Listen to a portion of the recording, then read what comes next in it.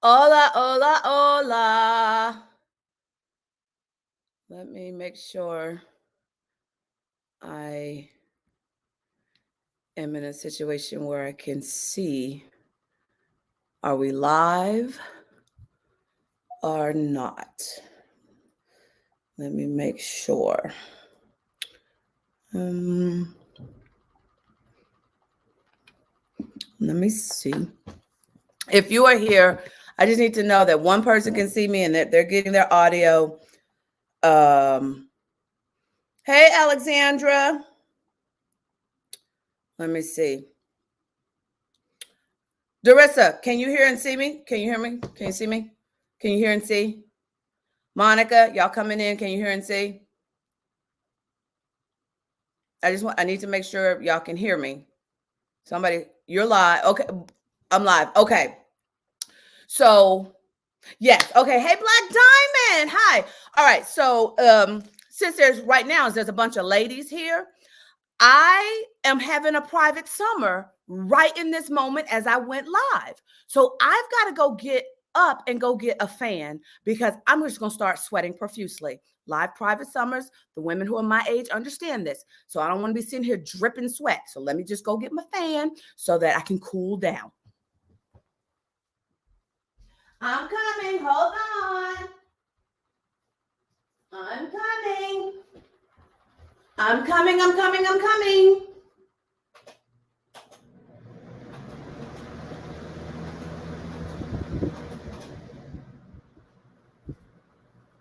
Don't y'all laugh at me. But can somebody tell me if you can hear an actual fan? Because if the audio is not too bad on y'all, I gotta have that fan going. So, but whew, yes, Lord Jesus. All right. So let's get to it. I forget how much the delay is. Let me pull my phone up so that whew, jeez. I was having one, y'all. I was having one. I was having one. Okay. Oh Lord. Woo. Wait a minute. Oh, wait a minute, y'all. Okay. Okay, Alexander says she doesn't hear the fan, so we got to keep the fan going at least until I cool down. All right, so let's get to it. I was thinking to first of all, thank y'all for showing up. Thank you for rocking me. I know I've not gone live in a long, long time, and what had become a, a thing that I became aware of is that I've not really talked to anybody gone live or anything. I talked about my experience with COVID. And I was having a meeting with my bingo squad a couple of weeks ago.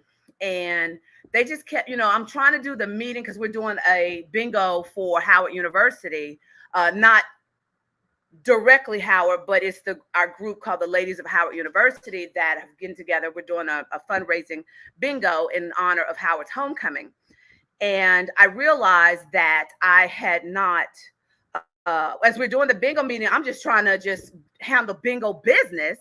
And they just kept coming into the chat asking questions about my health. And I was just like, what is wrong with y'all? And it dawned on me that they had not seen me. They had not had eyes on me. They know, they see me on social media, but they had not laid eyes on me. And I just had to, take a moment to let them share how I scared them. And then when I was in LA for yesterday, I was only in LA for a day. I had the same experience with my closest friends who are I call them my non-negotiables. That anytime I come back to LA, I don't care if it's just briefly, I have to lay eyes on them and they have to lay eyes on me. And so we were at dinner last night and one of my friends was like, so you pulled a PR move with that COVID thing. I was like, what are you talking? He's like, you went straight PR, and I was just like, what are you talking about? He was like, you have not talked to any of us about your experience. You are usually an open book, but you have treated this thing like it was no big deal.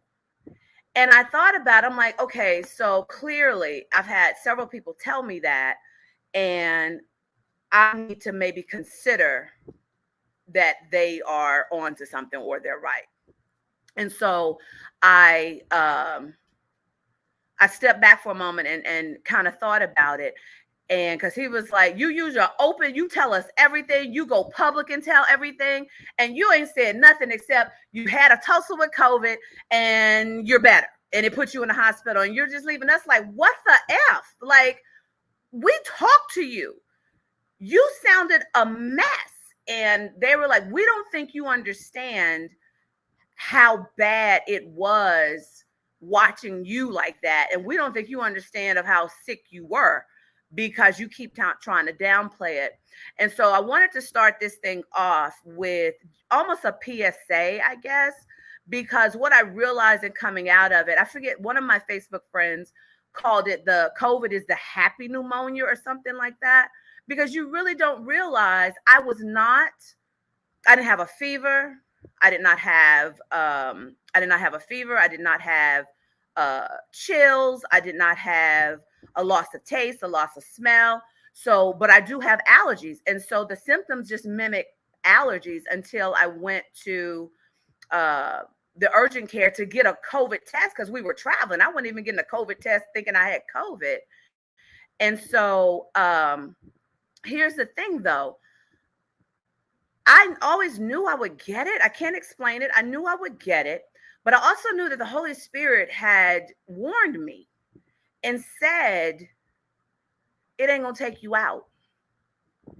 It just seemed like it was just really inconvenient because I had like 4 HBCU trips or events and stuff planned. That's why my mom had followed in that week. Monica says she can relate. Yeah, Monica, because you had it. That's right. That's right.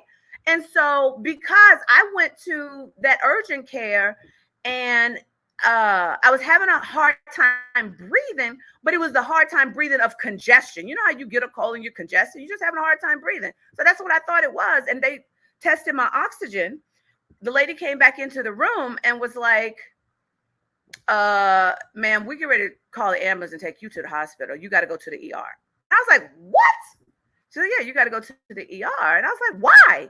And they were like, we think you have COVID. Your oxygen is down in the 80s. And I was like, well, that doesn't mean anything to me because I don't know where it's supposed to be. And she was like, your oxygen should be around 96, 97. And I was like, oh, okay. But in my stupid head, I'm still going like, this is so, I'm like, I'm going to have to miss all of these trips. And so one of the things that I learned, though, that I want you guys, if you don't have it, because it is a happy pneumonia, is that this $20 oximeter, I think it's called oximeter. Monica, maybe you know, is $20 on Amazon. You put it on your finger and it takes your oxygen. So my oxygen is at 96. And had I just had this, because I didn't have any other symptoms, had I just had this, I would have known to be concerned about my oxygen. So get this off of Amazon, y'all. Get this because it really, I'm like, I don't want to seem overly dramatic, but it really can mean the difference between life and death. Because I didn't know my oxygen had taken a tumble and a plummet like that. And when I was in the hospital for 3 days, I was laying there talking to the Holy Spirit. My mom was hysterical. I ain't never seen my mama be like this, the way she was with me through COVID. But I was laying there and I would be praying and the Holy Spirit would show me it cannot take you out. And I knew like it can't take me out because God, I know the promise. I know what you've called me to do for the HBCUs. I know this thing I've been working on. I hadn't even launched it yet. And you've given me the vision for stuff way past the launch. So I can't go out. Now, how it's going to impact me going forward, I don't know. But I know I can't go out. But what's interesting, turning the corner to get to the HBCU project, what's really interesting about that, and this is the part that I really wanted to go live about for those of you who, and I know Monica is making some big turns in her destiny. Here's what was interesting for me. The fact that I had just made the decision that I had run from playing full out on this HBCU project because I kept playing it safe. Most of you know that Media Mavericks is what I'm good at. It's where I'm a beast at. It's where my income, my revenue comes from. Um, but it was never my calling. And I was trying to make it my calling. And truth of the matter is, when I had a come to Jesus moment, it was the moment that God was like, I'm going to give you one more chance to make the right choice. Essentially, that's how it translates. You're either going to choose Media Mavericks or you're going to choose the HBCU project. And he took me back in 2014, he first dropped, my first part of the assignment was go buy IMakeDreamsComeTrue.com. So I bought that. But even fought with that. Like, I'm like, what in the world? What does that even mean? IMakeDreamsComeTrue.com. How, first of all, how people make a living at that? Like, how? And it was because it came out of nowhere. It really came out of nowhere. I was actually sitting on my floor watching TV. I remember this. It was my house in LA. Hey, my Lisa. Hey, Angus. I was sitting on the floor in LA and I wasn't even thinking about anything. I was editing. I was still an editor, loved my career. And he said, go buy IMakeDreamsComeTrue.com. And I was just like, well, first of all, Disney has to own that. And the next day after I bought that, a person called me out of the blue that I know from a distance. We are. Okay, so y'all, wait a minute. I'm not gonna cry. Wait, hold on, because I just see Darissa saying, you bless me calling. Because this is why I wanted to go live tonight. Because tomorrow we are announcing, I finally can call the HBCU project by its name. If you're here and you've been behind the scenes, you know it. Make sure you don't post it yet. But I can call it by its name. I can stop wearing t-shirts that have the mosaic, having to white out the shirt because we had to do all the legal protections for everything. And by the way, I am representing the Howard University shirt that my mama gave me for my birthday. So what was that? But I wanted to go live because I needed y'all to understand the journey of how we got here. Because once we announced it, I wanted all the focus to be on what we're building for the HBCU project. So there were lessons that I want to pull out of this journey in the last month of me getting COVID, because I got COVID the week I made a decision that I was going to play full out. And so I recognize the move of the enemy, because the vision that God has given me for this HBCU project is not even going to be complete in my lifetime. It's not even going to be complete in my next generation's lifetime. Essentially, how I can actually equate it is that I'm building a Disney with a Make-A-Wish foundation for HBCUs. That's the best way I can describe it. And so for those of you who rocked with me, I've worked for Disney on Disney projects for many, many, many, many years. And so it would make sense now in retrospect. So don't miss the foundations of God, what God has done in your life. That don't dismiss those things, because a lot of this stuff that I'm doing now came out of my season of working behind the scenes on Disney projects and studying Walt and studying the mentality of Walt. So going back to buying I Make Dreams Come True, because I was so behind the Disney wall, I knew, like, at the very least, Disney should own this. And so the next day, and I'm sorry, guys, you'll see me have to drink a lot of tea, because one of my lingering symptoms of COVID for me is my voice goes out quickly. Lisa says, so happy for you and excited for all the students, the people who will benefit from your vision. Me too, Lisa. Like, I don't know if I'm going to be able to sleep tonight, because I know the minute that I put this out there, the way some of y'all rock with me, you're going to be like, I'm behind that. I don't know what the heck we doing, but I'm behind that. But the next day, after buying IMakeDreamsComeTrue.com, I get a phone call from a Facebook friend who sends me a message and says, "Hey, God just gave me something that I'm supposed to give to you. Can you please have a conversation?" So I was like, "Sure." I was getting ready for work, and when we got on the phone, she was like, "Listen, I don't know what this means. I don't know what this means, but um, I'm supposed to give you 2 photography sessions for your dreamers. Does that mean something to you?" Now, mind you, I didn't tell anybody the night before about IMakeDreamsComeTrue.com. I didn't tell anybody. So you tell me the next day, I get a phone call of somebody saying the exact words, "I'm supposed to give something to you and your dreamers." So then I sit there kind of stunned. And God brings another person to my heart that, once again, we're not close. And he just said, "Call her and ask her to be a part." I'm like, "A part of what? I don't know what we're doing, God."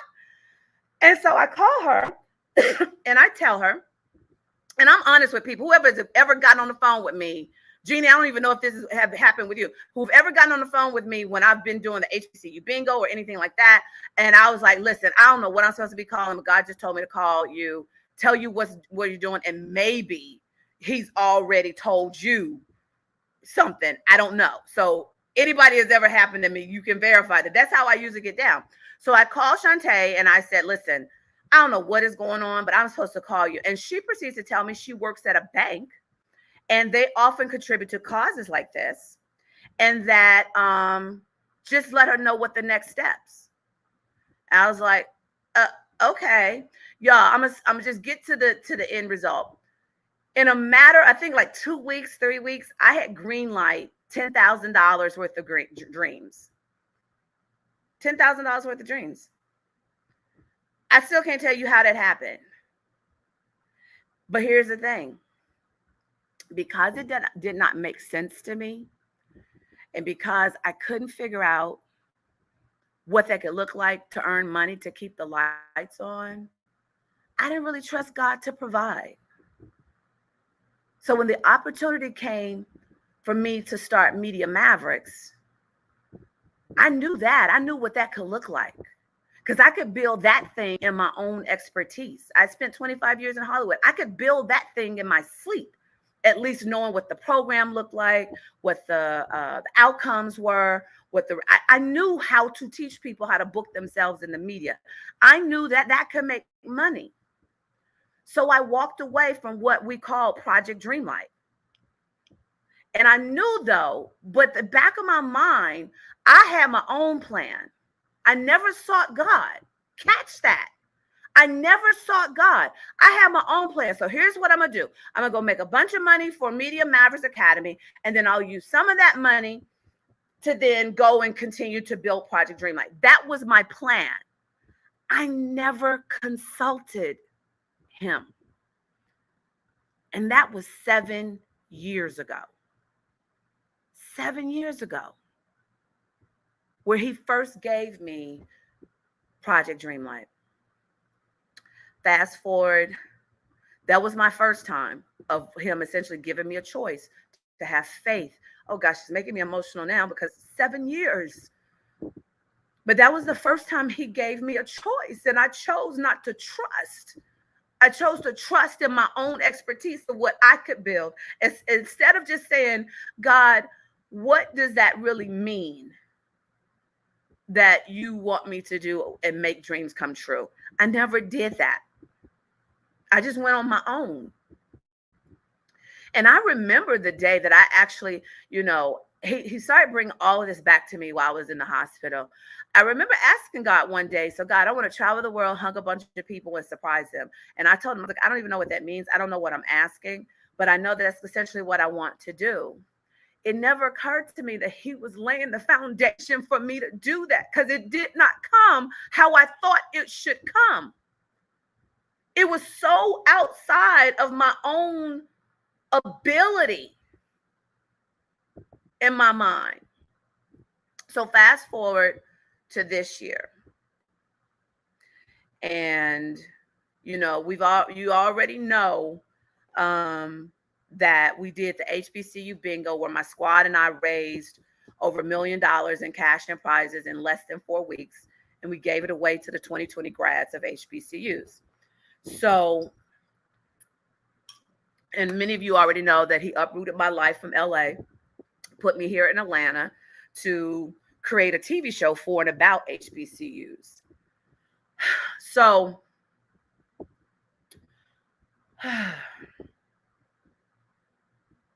y'all, I'm so happy. Like, my team was like, you were literally glowing, T, because of the joy that I have of finally working on what I was born to do. I was born to do this.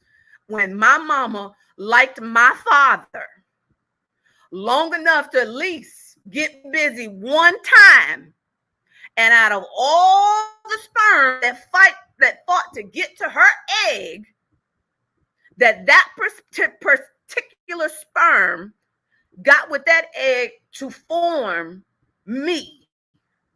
God knew that this is what he was creating that cell to be. So we get to 2021, pandemic happens.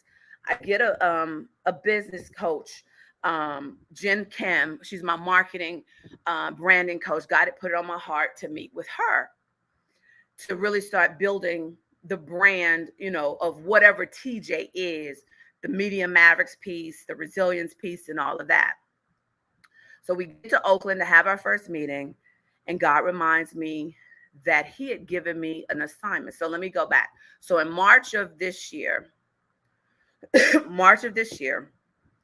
I was laying down, and all of a sudden just God drops this slogan into my spirit that he wanted me to do this t-shirt line. And I was like, t-shirts? I ain't never wanted t-shirts, God. Oh, but okay. So I was like, but I'm the type, like, unless you give me a name of something, I can't really like hook into it. So I was like, but he showed me, like, you're going to do these t-shirts, you're going to run Facebook ads, you're going to do a campaign, and you're going to get it out there. And I'm like, still going, t-shirts, that's what we're going to do? Like, God, you do know who I am, right? I'm supposed to be producing TV. I'm supposed to be out there. It's like, you sent me to Atlanta to produce TV shows, and you're saying we're going to start with a t-shirt line? I'm like, okay. So he gives me this amazing slogan. I call some of my HBCU people. I think Shauna is here, who is one of my classmates from Howard. I called Shauna. So what you think about this? And she was like, oh, I like that. So I was like, okay, God, what is the name? So 2 days later, just like I make dreams come true that day, I'm sitting there, I'm just laying in bed watching TV, and I hear the name. And I sit up and I go, okay, I had forgotten about the t-shirts, actually, to be honest with you, because part of me just like still wouldn't believe in it. That's what we're going to do. So I was just like, whatever. And so he drops the name in my spirit. And I was like, what's that for? And he was like, that's the whole brand. That's the umbrella of what you're going to do for the HBCU community. And I was like, yo, and then he just started flashing a whole bunch of stuff, from apparel to networks it was crazy. And I was like, yo, hold up. So all of this going to start with some t-shirts? Now, here's the lesson in that. Do not despise small beginnings. Just do the first step of what he tells you to do. So I take that to my team, and we're still doing Media Mavericks. And then I still was like, okay, that'll be my hobby. That will be, that will be my hobby of what we're going to do. I'm going to still work on Media Mavericks. That's the second time I made the choice to not go with what he was telling me to do. The whole HBCU thing, the bingo, that was a total philanthropic effort. So we had this meeting with my business coach in Oakland. We once again decide we're going to just go with Media Mavericks. That makes sense. I went to meet with her to really grow Media Mavericks, because Media Mavericks is a money maker. How do we 10x this thing?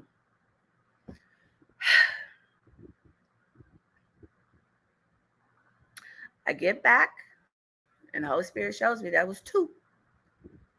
You still proceeding down the path that you're safe with. And what's happening is you're attracting the same alignment because those people can see that your people around you can see. It makes logical sense for you to do this for Media Mavericks, to grow it into a 7-figure brand. It makes sense. You do this every day in your sleep. You got the receipts to back it up that you're good at this. None of that matters, y'all, if it's not your calling. None of it. It does not matter if it's not what God told you to do. I don't care how successful it is.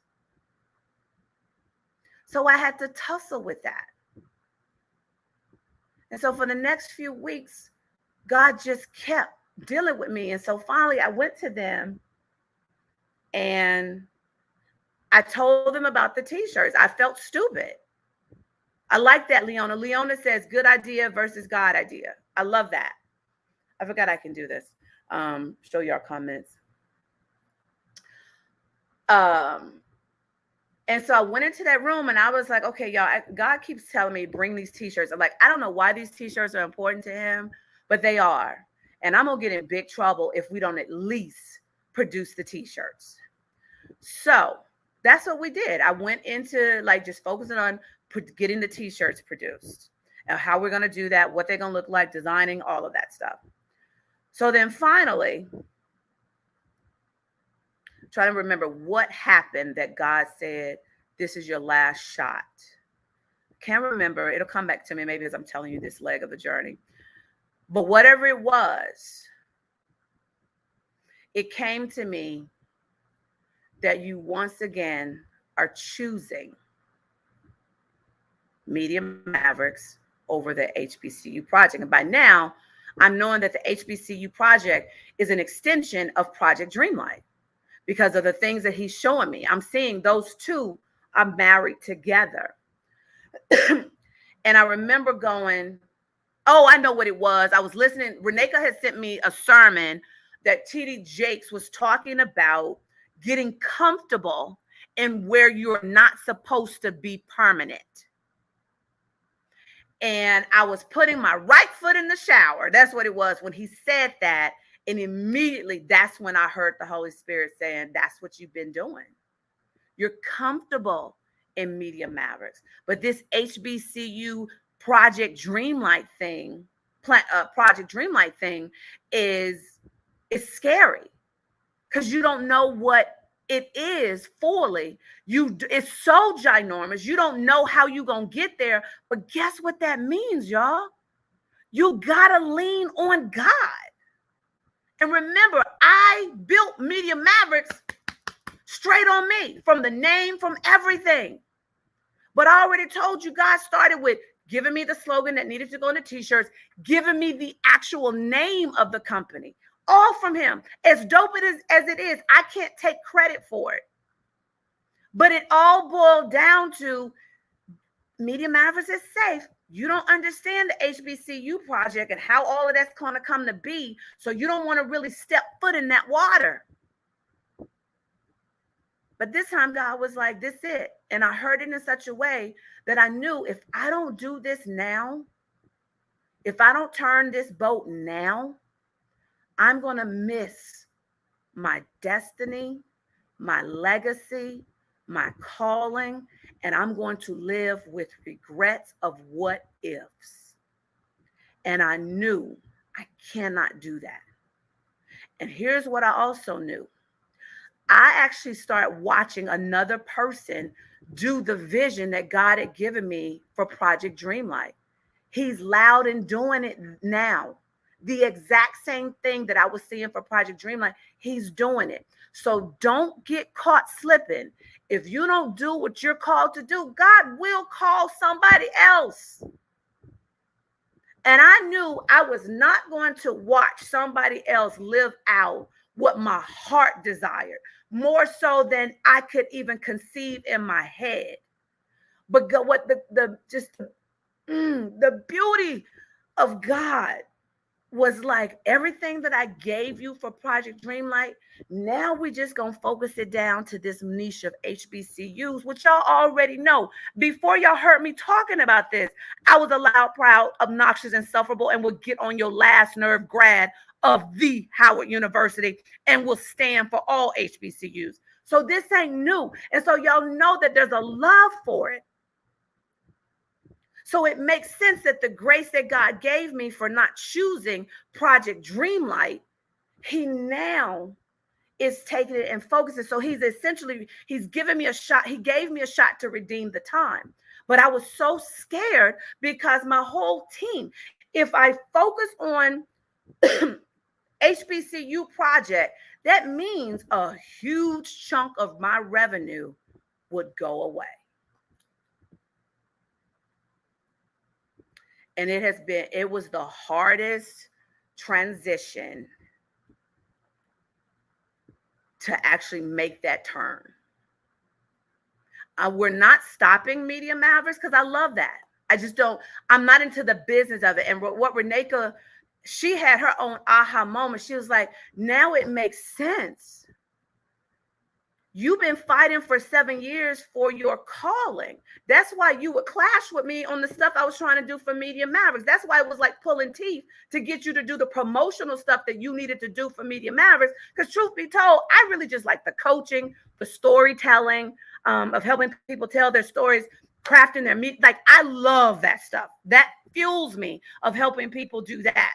All the other stuff that goes along with it, not my thing. And so Reneka's like, I see now, because that's what will happen. I didn't realize that's what I was doing. But essentially it was like, you're self-sabotaging this because you're not in where you are called.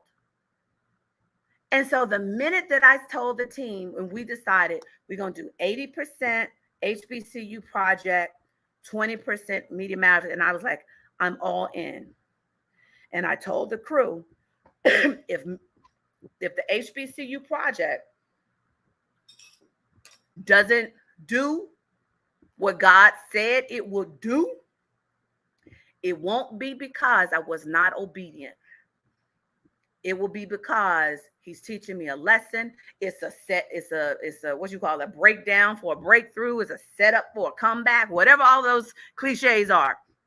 I told them, if it go down, it ain't gonna be because I didn't give it my all. I don't care if I had to be moving back to Jackson, Tennessee, and living in my mother's house upstairs, in her upstairs. At least I got somewhere to land. And so that is why this part of the journey has been really, really different for me. Because and that my team sees the difference too, because I'm in all the meetings now. The stuff that I hated about business of Media Mavericks, I'm asking questions and learning over on the HBCU project. And so that's why they're seeing like, yo, this is different. But that's what happens when you start really getting into alignment.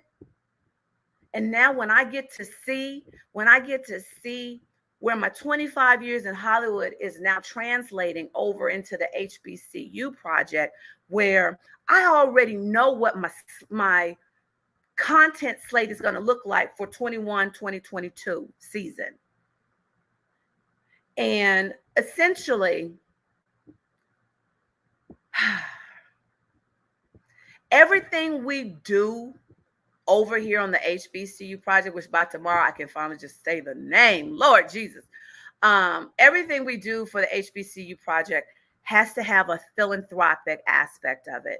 And God has already given me 4 series that, again, going back to not despising small beginnings, because of my TV background and my production background, I just want to jump to the hugeness and to the TV part. And God is like, no. This is a progression of how we're going to build this. So we're going to be dropping a social media series. I'll tell you about that in the coming days tomorrow. Then we have another digital series that he gave me that is so unique and so dope. I'm like, yo, God, that has an animation twist to it that will ultimately also be a podcast and will have like contest aspects to it. Like God is just laying it out. And that's what I told Reneka. I'm like, what's interesting is that God never spoke except twice, when I launched Media Mavericks, and of telling me that Media Mavericks was not ever going to go away. It would evolve and change because it fuels me to help other people in this aspect. And plus, being a Black woman in Hollywood and having insider information, it is important to me to help more people who look like me, who don't have access for whatever reason, to help them get their message out, to help them get their lane of genius out, to help more people. So the second time he spoke to Media Mavericks, he's like, it's not going to go away. It's just going to change, become more valuable, and get more evolved. And so, so the second series is like he's stair-stepping me. And the second series, like just a dope animation concept that he dropped into my spirit. And then the third series that we're doing is going to be more of a TV show that we're going to specifically be helping the foster care children, the children who have aged out of foster care and who are going into HBCUs. So he gave me that concept. And what's interesting is that concept is kind of emanating from the very last TV show that I edited professionally, but it's with an HBCU twist. And so because I had background information to how all of that whole show flowed, plus I edited it. So, cause then I know the formula, like all of it, it's there. And then hopefully by the end of 22, I'll get to produce the big show that that was the show I moved to Atlanta to do. And so, yeah, that's what I wanted to just share with you guys. I don't even know how to sum those lessons up, but if I were, it would be, just because it's successful doesn't mean it's your calling. I think the second one would be, don't take too long to get right, because then you could miss your window of opportunity for greatness. And here's what I'm clear on. What I see, what he's shown me, put it like this. I'm going to open up. I'm creating the official name we're holding, but the working name, just like HBCU Project is the working name. We're calling it Club 107. And it's 107 represents the number of HBCUs recognized by the U.S. Department of Education. And so I'm going to invite 107 people to be TV producing partners with me. And what God showed me in the midst of that is those partners are the people who believe not just in me, but the vision. And they're called to walk with me and sow seed in it. So we will have, the working title is the Club 107, but the Club 107, what he showed me about the Club 107 is that just as Disney, original drawings of Snow White that I've actually held in my hands, original drawings of Peter Pan, just as those are valuable to have, to own an original cell from Cinderella that, people have in their collection and is passed down in their wills, in their estates. He was saying that the memorabilia that we're going to be creating from the HBCU project will then be passed down through generations. And that people will be, the descendants of the Club 107 will be so thrilled to have those bragging rights that my great-great-grandmother was a member of Club 107. But that is just the working name. It has an official name. And so we're going to be inviting people to have one-on-one conversations with me of building this thing, who want to be part of Club 107. There's so many, like, we're designing a dope first commemorative collection. I mean, when I say, I'm like, yo, I can't wait to get ahead of, and even, the people who rock with me, and I've told about this privately, they've already snatched up their numbers. They're like, I want in and I want this number. So some of the numbers are already gone. So we are going to be, so take a look. Hi, Sean. Take a look. Hey, D, keep an eye out for that of when we post the invite to be TV producers with me, that you will get credit in any of our shows and projects and stuff that we produce for the 2021-2022 season, from now here until end of 22. So I think that's it of what I really wanted to share on my heart. And I'm just grateful, y'all. It feels so good to be in alignment with what I was born and created to do. It feels so good to actually kind of have an understanding of why I had to leave LA. I cannot imagine not building this in Atlanta, because I'm surrounded by, first of all, it's the blackness of it all, of living in Atlanta, but it's also the HBCU culture. I'm engrossed in it. And hey, Laz, I'm engrossed in it. I get to be around it. So it's fueling me even more, and it's making it tangible even more. So yeah, I cry a lot because I can't believe that I get to do this, that God has, for all the people in the world, he could have chosen to do this he gave to me.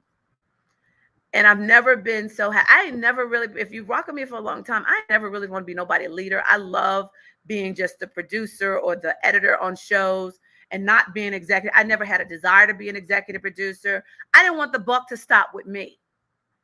I didn't want the responsibility. And here's the other thing that I would say, and I shared this on our first meeting. I'm excited because we called out for volunteers who want to be on our story team. So we're meeting with the story department tomorrow for people who are going to volunteer to do the research for these series for us, do some of the writing, the social media content. And then on Wednesday, we have a social media street team meeting. So if that's something y'all are interested in, stay tuned for that. But yeah, we're having a social media street team meeting for the people who, like, I don't have a lot of time, but what I do have, I got a platform, I got a mouth, and I got an email network or what have you. I will share the content. I will push people to the site to buy the shirt, because everything we do, all the money that we accumulate into the business of the HBCU project is actually funding the shows.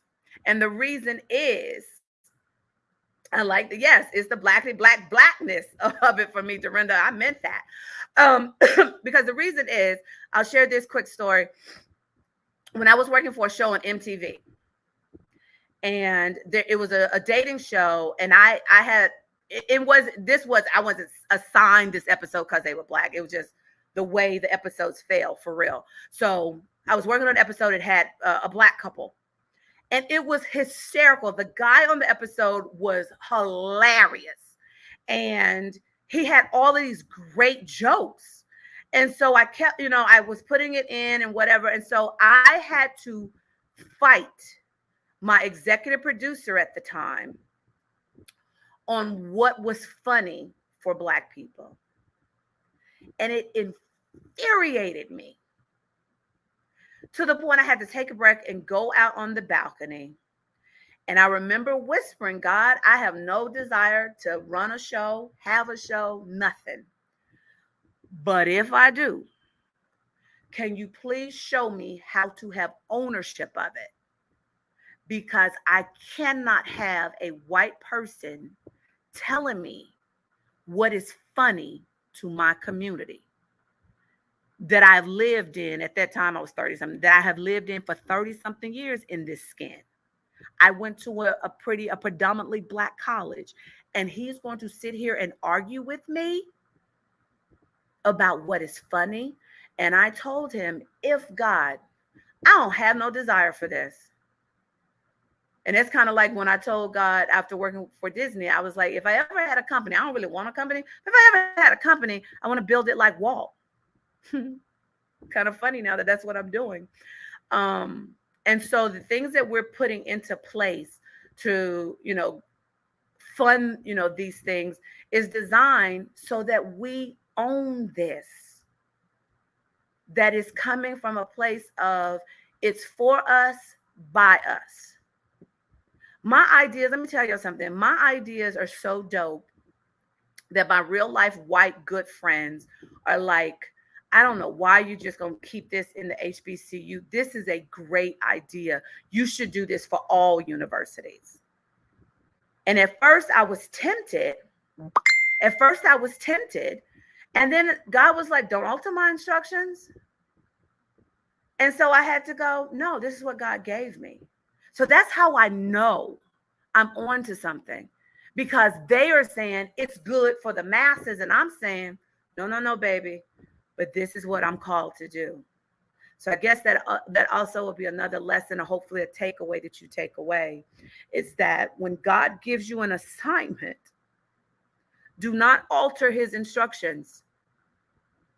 Don't go into your own lane of expertise, because logically it would make sense for me to sell this show to reach the masses.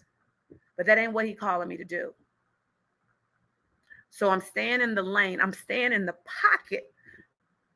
I'm staying in the pocket that God wants me in, fully trusting the magnitude of him getting me to. That's why I knew COVID can't take me out, because I'm not laid the foundation. Now, whenever I die, the person is going to have to be in place to take it to the next level. Walt Disney did not see Disney World get built. He saw Disneyland get built. People thought he was crazy. He had a success. Come on. He had success with Disneyland. And people are like, well, why don't you just stop there? Nobody's going to want to go to Florida. At the time, Orlando, I know this stuff because I worked for Disney. At the time, Orlando was not Orlando. It was just land. Orlando was just land. But Disney had a vision. I can't remember what, I know I remember something, he was Catholic. So I can't say that God told him to do this. I've read nothing about that, but I know he had a vision that he went against everything logical. People told him to stay with Disneyland. Stay with Disneyland. I'm telling myself I need to stay with Media Mavericks because that's where logical. But Walt Disney was like, no, I got to do Disney World. He laid the foundation for it, but he didn't see it get fully built. So I'm clear. The levels to this that I've seen is going to take generations to get through. Now, honestly, my opinion, from knowing the study of Walt, he would not be happy with what Disney is today. I honestly don't believe Walt would be okay with it costing, I think we're up to $150 per person to get into Disneyland. The Walt that I studied, he would not be okay with that because he was really committed to it being a family environment where families could come have good, clean fun. And Walt was not money driven at all. It was his brother Roy that had to get the Disney World to the finish line because he died before that of cancer. So I'm clear. I won't see the whole finished product of what I'm building. But it makes me happy that I get to lay the foundation, that this gets to be my legacy for my niece and my great nieces and my great great nieces and my great nephews and what have you, that what we're building is so generational that people are going to be honored to say, I remember when she was even scared to get out the boat and ask Jesus, can I walk on water? That's what I'm doing. So it's huge. I'm not even going to lie to you. It's huge. And some days I'm excited and some days I'm overwhelmed and scared because I know I don't naturally have the skill to do it. I don't have the expertise to do it. But then at those days I have to go, but God, you're going to send the people that do.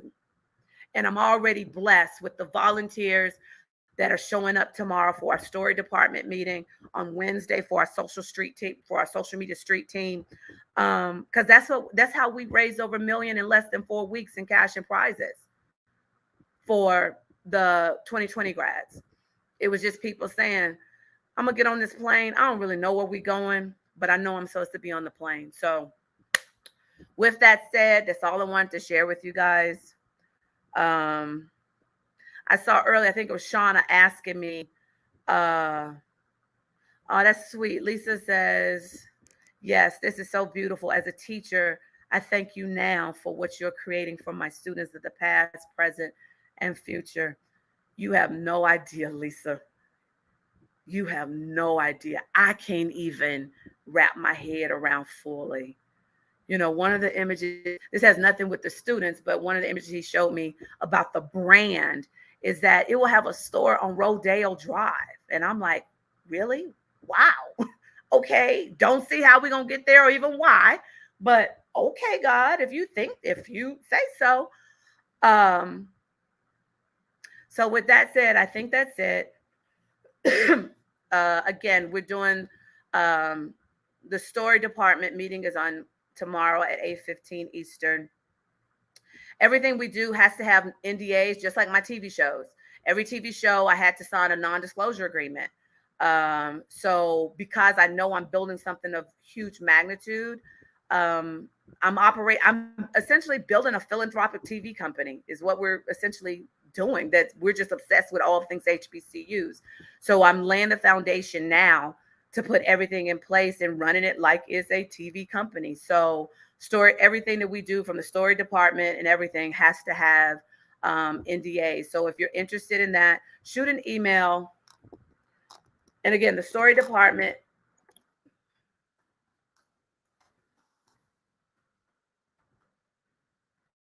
I'll put it in the comments.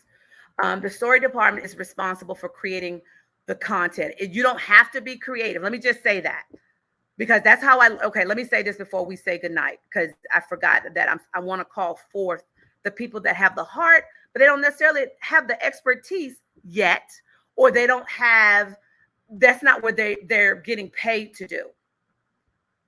Okay, that's not what they're getting paid to do. So even with my bingo squad, let me just tell you, even with my bingo squad, it was just a group of committed people. The only person who had actually produced TV was me. And yet we created essentially what boils down to 26 hours of live TV.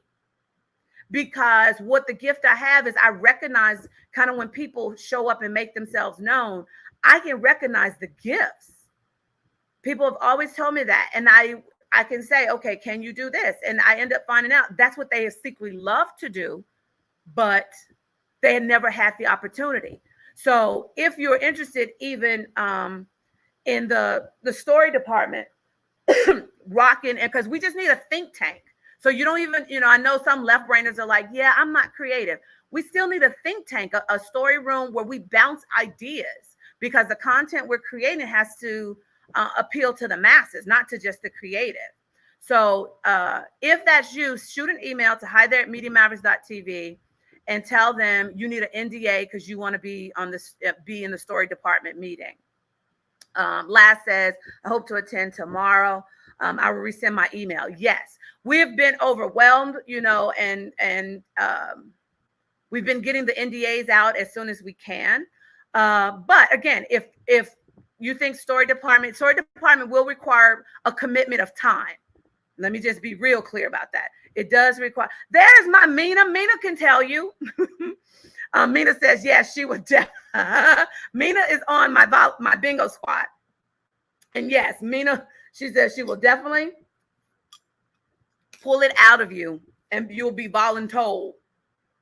But we create magic. And Mina will attest to the fact that I'm loving, I'm kind and sweet, but I'm told I turn into a whole different person when I go into producer mode, because I'm concerned about what we're creating for the people and their hearts and how it's going to be received. But if you know the story department is not for you for whatever reason, but you still want to support the mission, then you can be on our social media street team.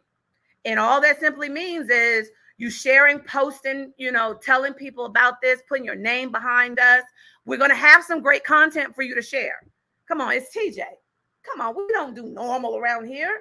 So you're going to have great content to share. So it's not just going to be like share about this t-shirt. No, we are creating stories. Right, Mina? We are creating stories. So Cheryl says, Teej, you have the amazing ability to draw out the hidden gifts, talents, and skills in other. Thank you, Cheryl. And to that, well, the example I was going to give was like on our story department, on our story squad for bingo, we have a rocket scientist. Literally, I'm not exaggerating. She's a rocket scientist, Dr. Renee. She builds bombs for a living. You know what her job was? That she really wanted to do and took so seriously that Mina will confirm. We would be like, yo, chill, Dr. Renee.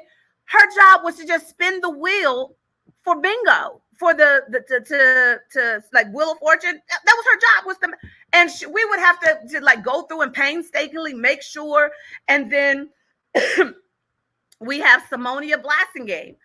Simonia is like the president of the Chamber of Commerce. She's a 20-something-year Navy veteran.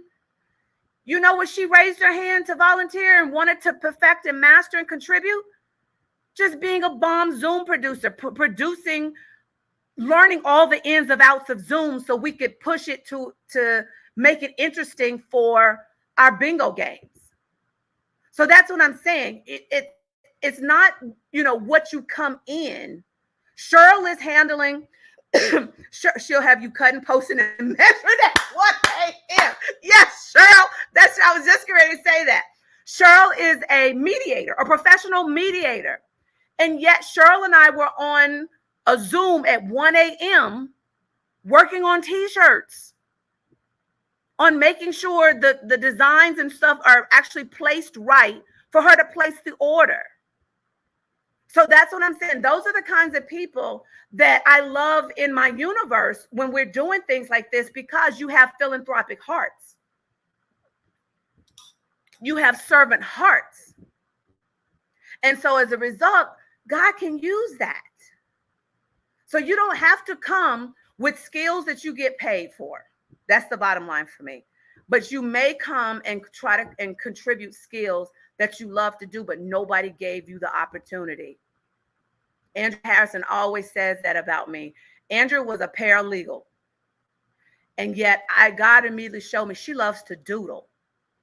And so I used to start having her do little things for me, not knowing that that's what she really, really, really wants to be acknowledged for. She didn't want to be acknowledged for her paralegal skills. She wants to be acknowledged for her branding and her ability to be. If Andrew is here, I guarantee you, she would have taken some of the stuff that I've said, turned it into a meme, sent it to me for approval, and posted it.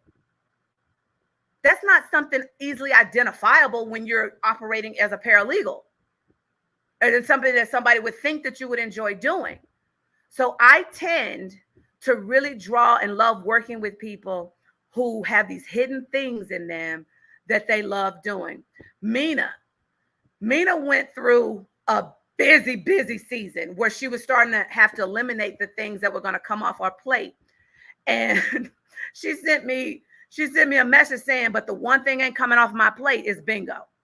Bingo, y'all. Bingo. This is starting with bingo. Because we get to use your hidden things that you love to do. I want people happy. Our meetings are clowning and joking. I want people happy as we work our butt off. Now, don't get it twisted. We work our butt off, but as we're operating in the things that we love to do, the things that make us smile, the things that bring us joy, and the things that we know will serve people. My question is always, how is this going to feel for the audience? Is this going to make them laugh, cry, relate? The things that y'all, tell me that you love about me, that is what the mandate is for everything that we do and will be doing going forward with the HBCU project. So with that said, if I missed anything, I love that. So Cheryl, cutting, pasting, and measuring. We literally had rulers and everything. I'm gonna count it down like I normally do. Thank you guys. I don't know exactly what time tomorrow. Because it almost for me feels a little anticlimactic because I'm wondering, like, have we been making a big deal? But it's like, no, God, the name is dope, and the meaning behind the name, and the logo is dope, and the meaning behind the logo. And then I'm like, I'll just be glad to get it out there. So now that people can actually call it what it is, the name you gave me, like, that's what I'm really excited about. So it all started with bingo and $100. That's exactly what it was, Cheryl. I said I'd invest $100. Well, I wanted to invest 1,000. God told me 100, and watch what he would do with that 100. He turned that 100 into $1 million. So with that said, I'm gonna count it down. Is there anything else I need to know? Because I can tell that the delay on this thing is probably like 10 seconds. So I want to make sure that, is there anything I need to know, anything I missed in the meantime? In 10, 9, 8, 7. You are most welcome, Darissa. 6. Yeah, Laz, you know about it. 6.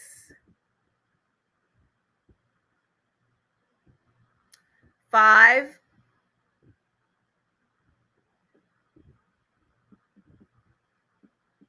Somebody type in the chat when you've heard the number 5, because I'll know how far behind you are.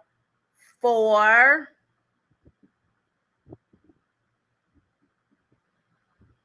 3. Yeah, Sean, the replay is going to live on my Facebook page. I don't never take any, well, rarely. I think we only take the replays down when it's the Noisemaker Squad. Okay, 3, 2, 1. Love y'all.